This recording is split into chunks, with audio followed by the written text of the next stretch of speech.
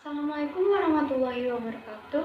Perkenalkan, nama saya Najwa Askia Jairani dari jurusan Sosiologi kelas 1D. Di sini saya akan menjelaskan mengenai Makkiyah dan Madaniyah. 1. Menurut teori geografis, Makkiyah adalah ayat yang diturunkan di Mekah, sedangkan Madaniyah adalah ayat yang diturunkan di Madinah dan sekitarnya, termasuk Kuba, Uhud, Badar, dan lain-lain. 2. Menurut teori subjektif, Makkiyah adalah ayat yang ditunjukkan pada warga Mekah dengan ungkapan Ya ayyuhan nas, karena masih banyak yang belum beriman. Sedangkan Madaniyah adalah ayat yang ditunjukkan pada warga Madinah dengan ungkapan Ya ayyuhalladzina amanu, karena sudah banyak yang beriman.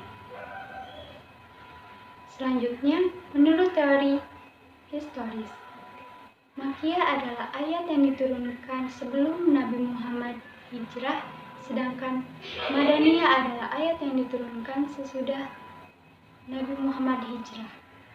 Selanjutnya, menurut teori analisis, Makkiyah adalah ayat yang berisi mengenai kisah Nabi, Rasul, dan umat terdahulu.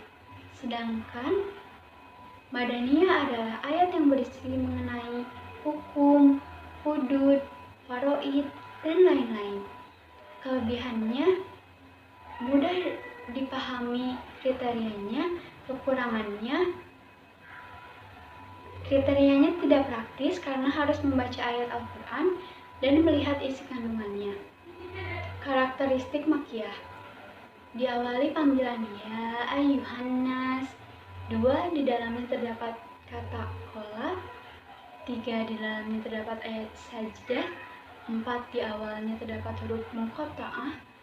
5. Berisi kisah Nabi.